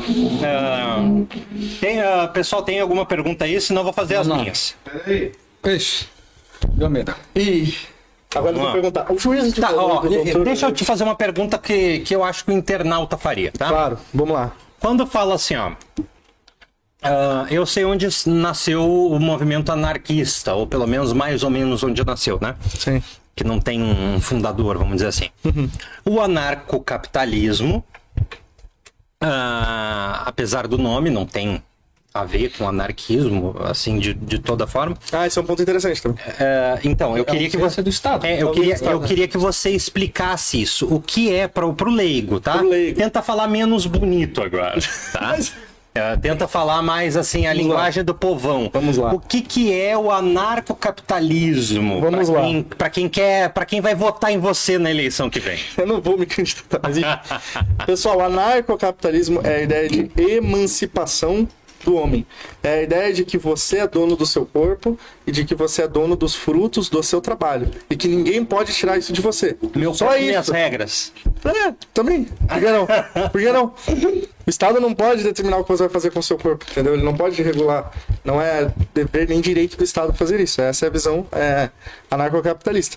Agora, essa questão do anarquismo é um ponto muito legal que você levantou também, que é uma dúvida das pessoas, né? O que tem a ver com anarquismo? A maioria das pessoas considera anarquismo a ausência total de qualquer hierarquia.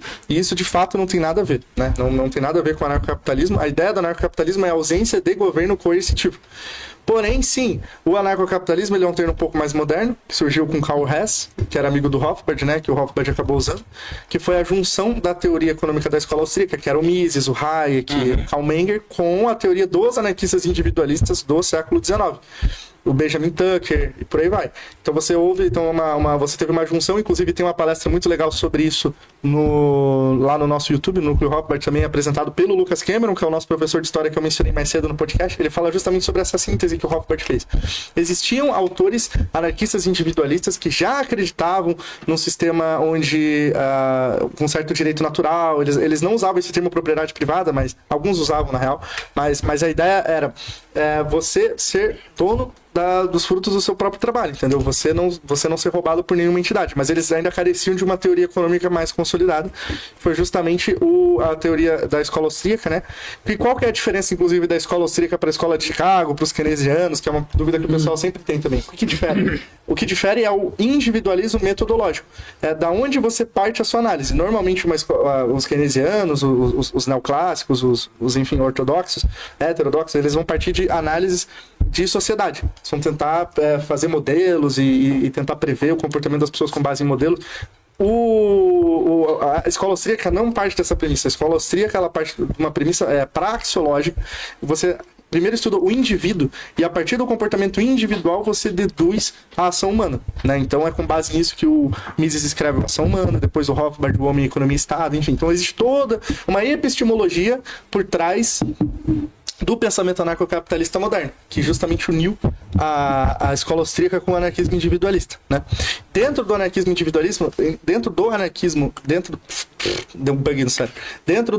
individualista que existia antes do Rothbard, você tinha também dissidência com os anarcocomunistas, né? Você tinha vertentes anarquistas mais de esquerda, anarquistas mais de direita, e eu diria que o anarcocapitalismo ele é resultado mais de um anarquismo de direita, um anarquismo de mercado, entendeu? E outra confusão comum, só para deixar claro, na definição comunista de capitalismo, você não é a mesma definição que nós usamos, nós austríacos usamos. A definição que eles usam é a definição que a gente chama de corporativismo, que é a ideia de grandes corporações aliadas ao Estado e que através dessa aliança exploram a população e tal. Isso é mais ou menos o modelo econômico que a gente tem hoje, inclusive no Brasil. Isso eu falo já há algum tempo. Sim. Falo não, que eu não tenho mais falado. Sim. Mas na época que eu estava mais no meio acadêmico, Sim. eu falava muito disso, que o Brasil nunca viveu de fato capitalismo. Não, claro. A gente vive um corporativismo e o que é pior, um corporativismo de compadrio. Isso, sim, exato.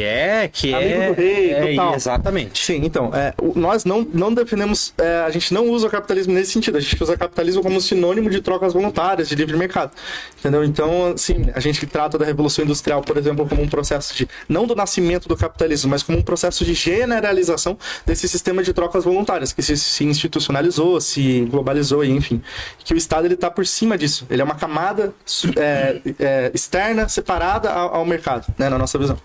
Enfim, então eu diria que é basicamente isso, né? Não sei se tem mais alguma outra coisa que ficou vaga, Não, agora pendente. Eu quero perguntar uma coisa Mas pro leigo, você acha que pro leigo sobraria alguma dúvida no que eu falei? Eu não sei. Eles perguntam.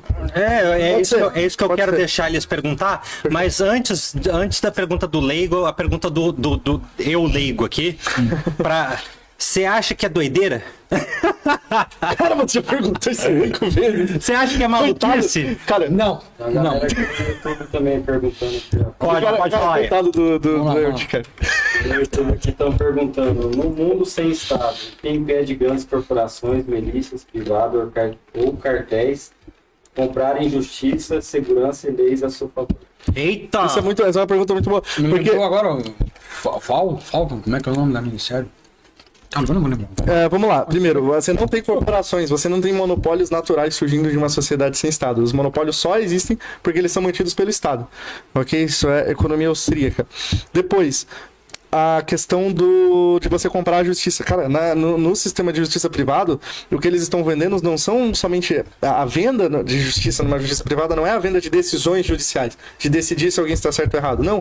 A justiça privada, ela funciona com base na segurança jurídica. O serviço é de segurança jurídica. Ou seja, uma empresa que vai emitir decisões no sentido de dar a decisão favorável a quem paga mais, ela naturalmente vai perder toda a sua credibilidade no mercado e vai perder espaço para uma empresa que seja coerente, uma empresa que seja realmente justa e que se baseie nos princípios do libertarianismo, que é a propriedade privada e por aí vai.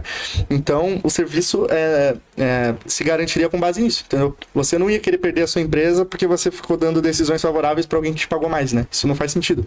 Então, os incentivos, a resposta correta para essa pergunta, os incentivos de mercado resolvem essa solução. Agora, os detalhes de como isso seria feito, realmente, somente uma sociedade baseada nesses princípios vai conseguir responder. Mas, em princípio, é isso. Acho que essa é uma resposta que dá para dar para a questão, pro assunto. Olha que legal isso aqui, ó. A Renata perguntou assim, ó. Se alguém nasce pobre, sem herança, sem capital e sem acesso à educação, o anarcocapitalismo garante mobilidade real, mobilidade social, imagina, né? Mobilidade real ou apenas liberdade formal? Liberdade real. Os sistemas onde... antigamente, como é que era no sistema de castas, né? Era muito difícil você ser uma pessoa, um plebeu, e você se tornar um rei ou um monarca, né? O que garantiu a mobilidade social foi justamente a institucionalização dos processos de mercado. Quando qualquer pessoa consegue empreender, qualquer pessoa consegue trabalhar, quando você trabalha e você obtém frutos do seu trabalho, algo que não acontece mais hoje em dia, porque com essa moeda inflacionária que a gente tem, essa realidade inflacionária, você trabalha e você não consegue comprar nada, porque o poder de compra foi depreciado pelo Estado. O Estado monopolizou a moeda, que é o meio de troca usado dentro do capitalismo, e com base nesse monopólio continua imprimindo dinheiro, e isso empobrece as pessoas, isso impede, reduz a mobilidade social. O Estado ele não garante que as pessoas se tornem mais ricas ou que saiam da condição de pobreza. Na verdade, ele é o maior mantedor de pobreza que existe, né? O capitalismo ele foi responsável por reduzir os índices de pobreza a nível mundial, isso está no livro do Mises, inclusive, nos 6 lições, de 90% para menos de 10%. Se eu não me engano, hoje está em 7% o nível de extrema pobreza, né, no mundo. E isso foi graças ao capitalismo, à institucionalização dos processos de trocas voluntárias do mercado. Então, sim, se você é pobre, torça para que você nasça num país mais livre. Você preferia ser pobre no Brasil, ou você na África, ou você preferia ser pobre na Irlanda, na Suíça, nos Estados Unidos? Eu prefiro ser pobre num país mais capitalista, que vai me dar mais condições de empreender, mais condições de trabalhar e receber os frutos do meu trabalho, do que num país onde o Estado exista de forma mais forte, mais marcante, que intervenha mais na minha vida. Então, sim, o anarcocapitalismo ele é uma solução bem razoável para o problema da pobreza. Eu li do Mises aquele livro mais facinho dele, que é a mentalidade anticapitalista, né? Que é talvez, eu acho que o de entrada, né? Assim, para quem quer começar a entender do assunto. Tem uma outra pergunta aqui que eu achei... antes qual é o nome dela? Pra quem não conhece... Minha mãe. Pra quem não conhece... Eu adorei. Pra quem não conhece o tema, libertarianismo, anarcocapitalismo, eu recomendo que leia Anatomia do Estado, do Rothbard, que é um livro que tem 50 páginas, é um livro panfletário bem curto, que dá pra achar o PDF de graça no Google, tá? E mesmo pra comprar é bem baratinho. Procurem pelo Anatomia do Estado e pelos 6 lições do Mises, que já vai ser uma boa introdução. Maravilhoso. Cara, tu falou até do novo, vou contar o meu passado. Não, mas peraí, qual que era a pergunta da minha mãe? Desculpa. Não, a tua mãe não fez uma pergunta. Eu interrompi, ela viu, eu também. Eu só mudei. Ele fez um man interrupting. É verdade. Com a própria mãe. Com a própria mãe. Não, a mãe... A mãe desse rapaz aqui, dessa criatura divina, falou, né? Não, ela só contribuiu aqui dizendo que a frase, aquela que a gente estava falando, é do Voltaire. Ah, Voltaire. Mas agora eu vou ter um momento de brilhar e eu vou cooperar com a tua mãe aqui, ó, numa coisa. Na verdade, a frase, o Voltaire, ele nunca cunhou essa frase de fato, sabia disso? Não. Ele nunca escreveu essa frase. Essa frase é um compilado. Uma síntese da ideia dele. É uma síntese da ideia dele, que foi escrita, na verdade, pela Evelyn Hall, que foi a biógrafa dele. Tá, então, foi isso. Tinha um outro comentário aqui, mas esse celular vai muito rápido o negócio aqui. E eu... Por favor, me ajude. Vou ter que abrir o meu aqui. Tem que desabilitar o negócio pra ele não apagar a tela rápido. Dá pra, nas configurações dá pra mudar isso. Porque ele tinha um comentário ali que eu queria ler, uma pergunta. Pessoal, mandem suas perguntas, vocês podem perguntar qualquer coisa, entendeu? Só não peçam pro doutor fazer juízo de valor que não faz... Não pode. Não faz sentido. Eu quero saber se ele é maluco, na verdade, não é se as pessoas... Eu quero saber, dá o seu laudo. Se o Rafael já foi julgado alguma vez por ser Anarcocapitalista. Então, eu sou anarcocapitalista desde os meus 14 anos de idade, né? Eu não fiz ensino médio, mas eu fiz ensino fundamental, até o 2, e, cara, eu já era anarcocapitalista no final do meu ensino fundamental, né? E o julgamento ele é muito comum, mas assim, cara, é uma ideia distante aí do mainstream, então eu não tenho problema nenhum com as pessoas julgarem, com as pessoas terem alguma opinião incorreta, porque tudo é um aprendizado, né? Então eu tô aqui justamente para isso, para poder tirar dúvidas, entendeu? Eu não tenho problema com pessoas me julgarem pela ideia. Eu realmente acho que é tudo uma questão de as pessoas aprenderem algo novo também. Tem que estar, todos estamos abertos a isso. O Birdman mandou ali um salve pra galera aqui do Prosa Inversa, né? Eu vou fazer igual a Dilma agora, quero mandar um alô para os internautas. Alô, internautas. Salve aí pro Birdman. Ele é o frequentador do nosso grupo de estudos, tá? Ele sempre vai. Birdman. Ele é lá da Palhoça. Olha, gente, tem gente que sai de Biguaçu e da Palhoça até de Santa Maria do Imperatriz pra ir no nosso grupo de estudos na UFSC, então não tem desculpa. Não tem desculpa pra não ir. É interessante, até vou pegar um pouco essa abordagem. E não tem problema não estar falando, eu adoro pra caramba. Tô aqui curtindo um monte. Eu vou tentar levar um pouco pra esse lado da... Eu tô com uma pergunta aqui pra ti, mas eu acho que vai...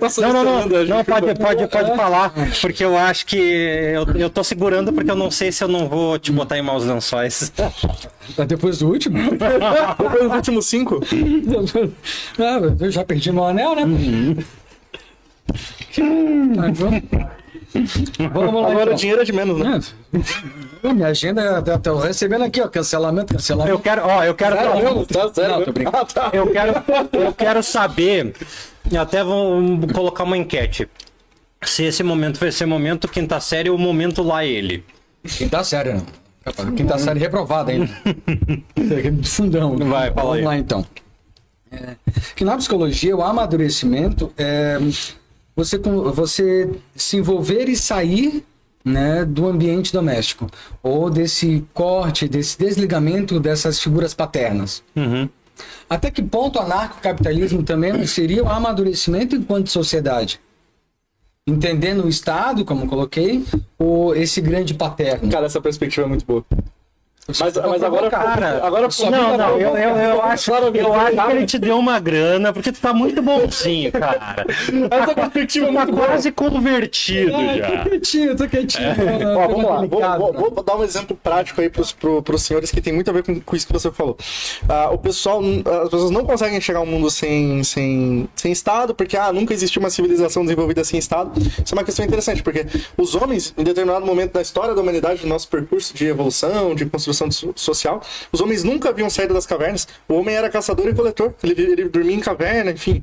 E, cara, ninguém nunca poderia imaginar que, nossa, um dia um homem vai desenvolver civilizações, vai poder sair dali, vai poder construir algo novo. E o anarcocapitalismo é essa proposta. É uma proposta de algo diferente que hoje muitas pessoas acham impossível porque não aconteceu, mas que não é por isso que não vai acontecer, entendeu? O homem, ele se transforma, ele transforma o seu ambiente, ele modifica a natureza, ele cria sistemas novos, a própria internet é um sistema novo que não existia há 50 anos atrás, que mudou tudo. Então, o anarcapitalismo, sim, ele é perfeitamente possível. Mesmo que as pessoas nunca tenham experienciado isso, não vejo por que não poderiam, em determinado momento, a partir de uma certa evolução social. Como você mencionou, acho perfeito o comentário. Aí eu pego o gancho e digo, quando nós encontraremos ou vamos vivenciar uma sociedade com esse arcabouço, com esse histórico, com essa ética, com essa moral, enfim, isso vai trazer uma resposta. Sim. Eu não sei se eu tá vendo. Então, ninguém sabe. Então, aqui vejo um momento de sinceridade. Eu acho que eu tô muito, assim, descrente no ser humano. Eu acredito no ser humano, no indivíduo. Mas não no Estado. Deixa eu quicando. Acredito no indivíduo como uma força, um potencial, capacidade que se desenvolve. Né? Claro que daí tem influência do meio, de outros aspectos, biológicos, fisiológicos.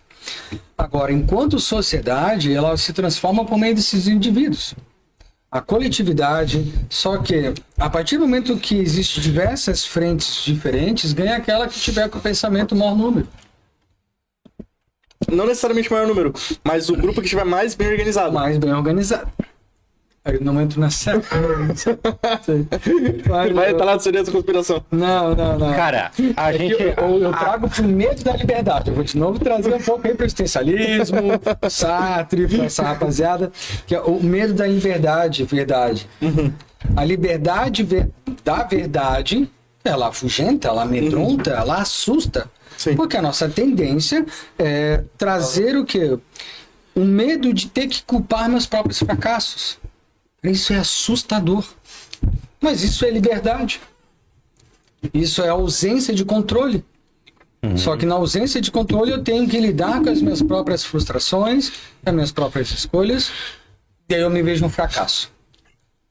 E para impedir isso, eu me associo a algo ou alguém. Aí pode me associar a grupos civis organizados, a culturas, a ideias, pensamentos, e vamos se aglutinando. Eu tenho uma última pergunta para você, depois para você Fechou. poder dar por encerrado. Aqui. Tá cedo ainda. Daqui a pouco minha equipe começa a desligar as luzes. Eles começam pelo ar-condicionado. Primeiro que pulsa.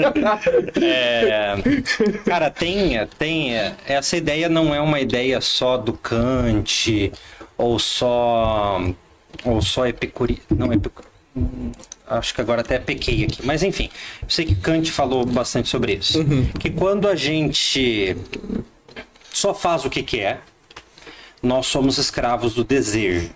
Exato. Certo?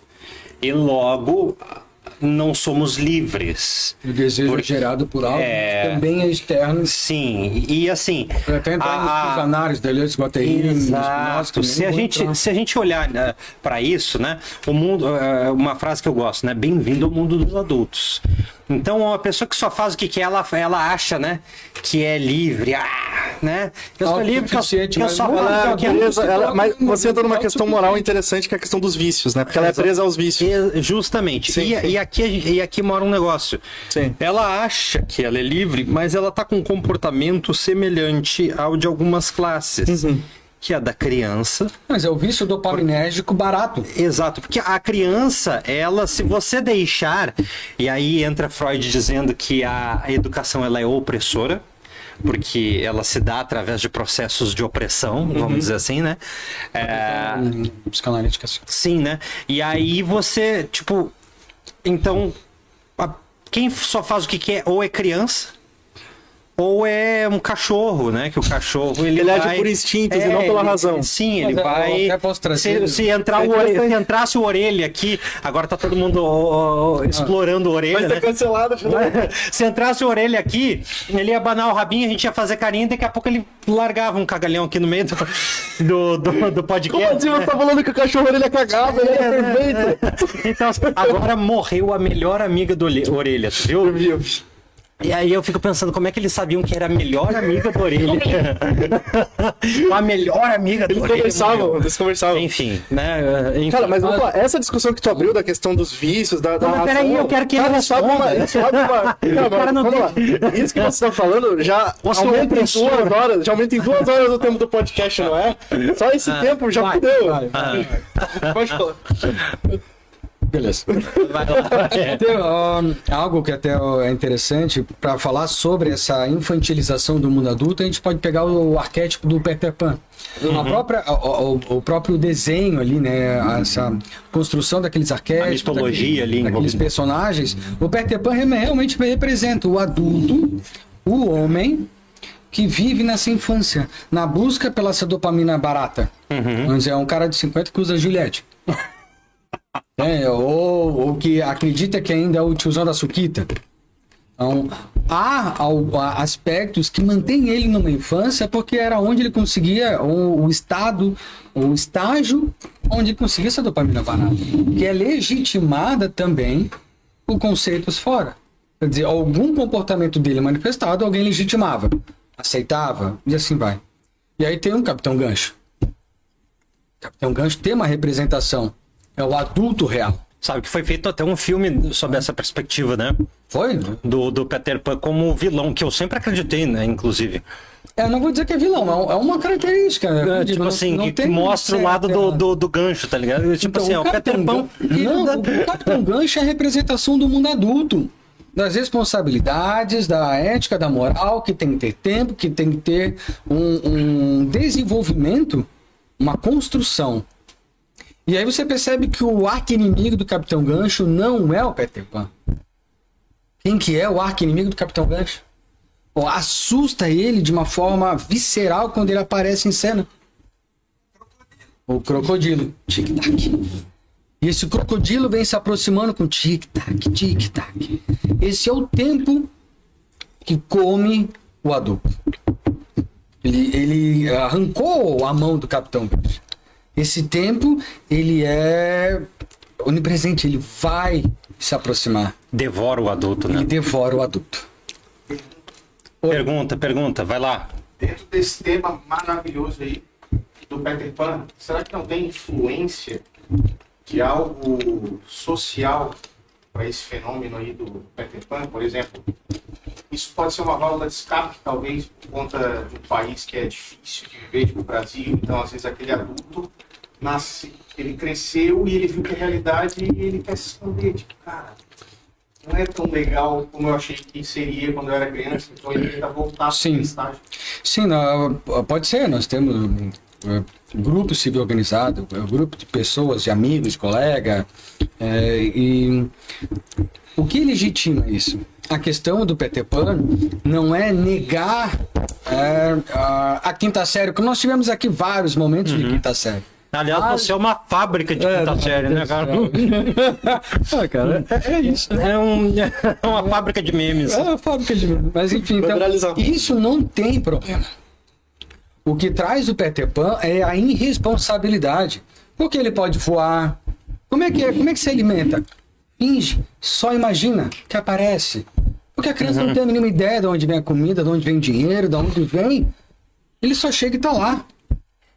O adulto minimizante, esse adulto, ele tende a responsabilizar os outros.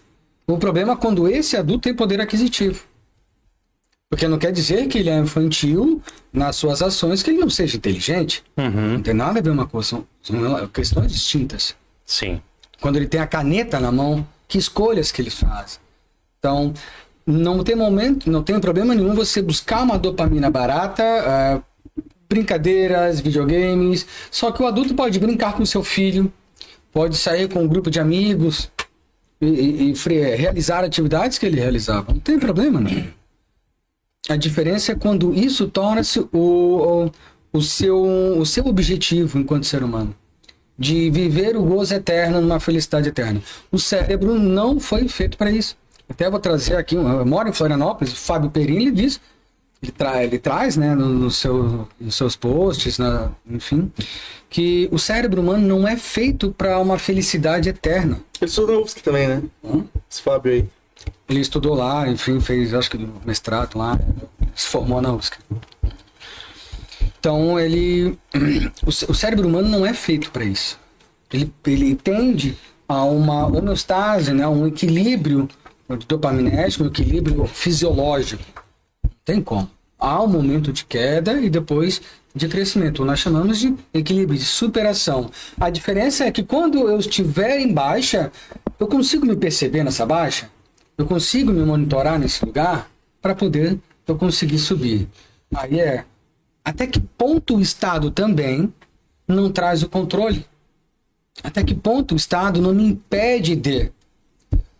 O serviço de saúde mental, nós estamos no século XXI agora, que está certo que existe o desenvolvimento científico, mas eu sou 20 anos professor, né? Há 20 anos estou como professor. Quando que o professor foi visto, no caso, outras profissões foram acolhidas nas suas demandas? O Estado não tem isso. A negação disso. Porque vai depender. Eu vou criar uma dependência do Estado. Ao Estado. O Estado é o pai narcisista, né? E o Então, é isso que eu estava colocando. Então, acho que respondendo sim, o Estado acaba cooperando, né? A pergunta que foi feita ali pela produção, o Estado acaba cooperando para essa síndrome de Peter Pan que... Porque aqui tem uma decisão, somos nós. Nós, o Estado. Acaba decidindo por ti. E é como a neuropsicologia vem trazendo que o córtex frontal ali, então acaba, vamos dizer... Atrofiado. Suas considerações finais e o seu conselho para quem quer começar a... Quer, de repente, se descobrir um anarcocapitalista, de repente a pessoa está lá quase se convertendo, põe um copo com água agora em cima da sua televisão.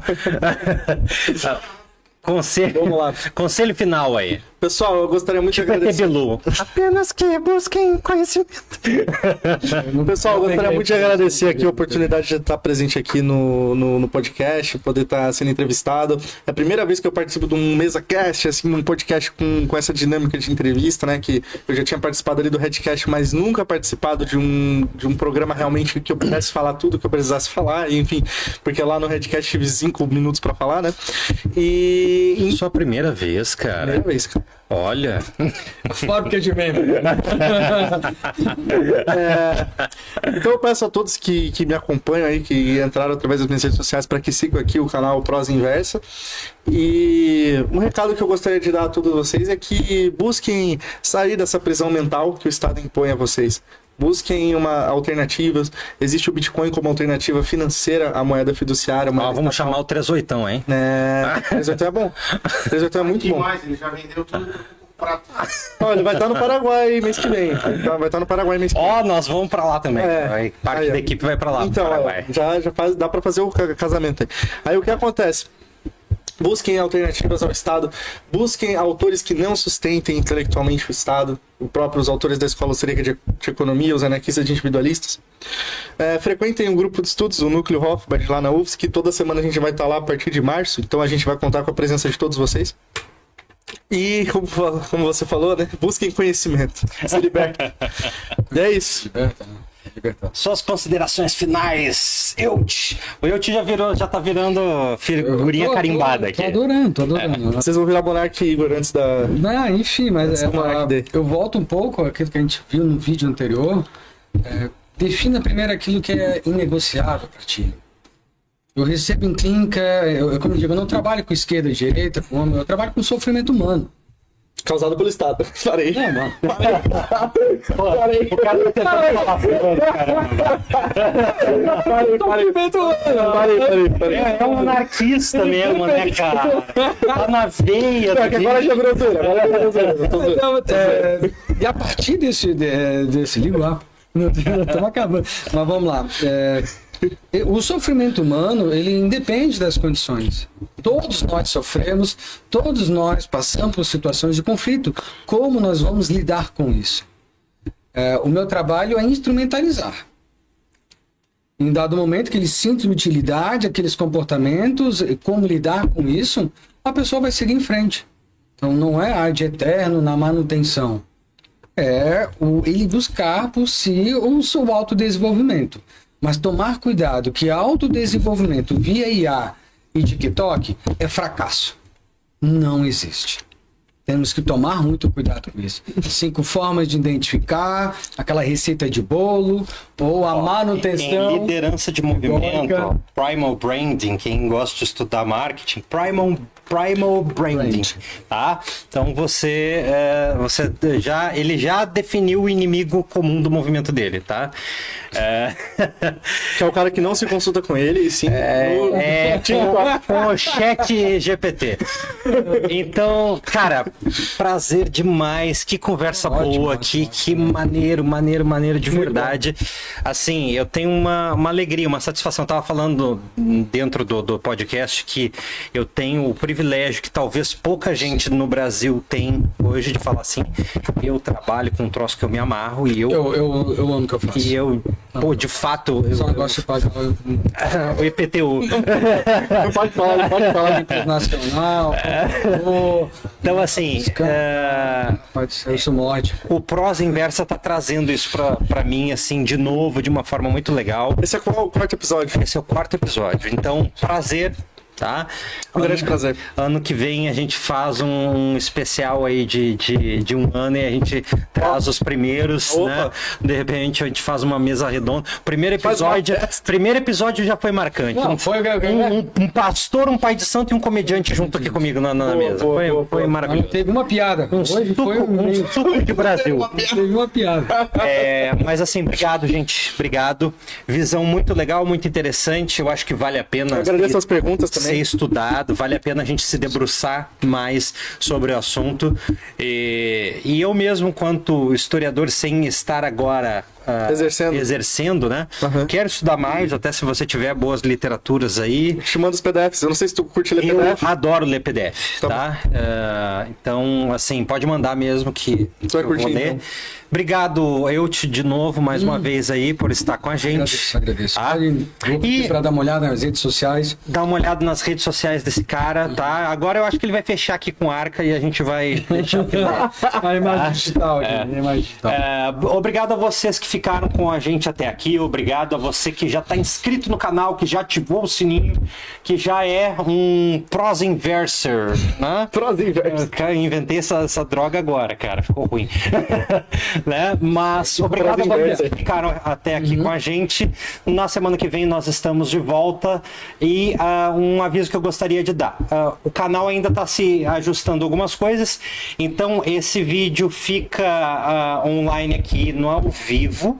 E aí na quinta-feira ele vai com algumas edições pro ar, ele completo, tá? Vai tirar as falas problemáticas do... Não, na verdade é porque é o seguinte, a gente joga ele no ao vivo e depois a gente vai fazer a remoção dele para subir ele de novo, o algoritmo gosta dessa parada, tá? Então toda quinta-feira, o episódio que você assistiu ao vivo aqui na terça, ele vai ao ar novamente. Retorno a dizer pra gente encerrar. Quer ser parceiro do Prosa Inversa, quer ser parceiro ou cliente do Arca, do sistema Arca, da TV Arca, manda um e-mail pra gente que a gente vai ter o maior prazer de te atender. Obrigado por tudo, obrigado pela audiência e até a próxima terça. Valeu!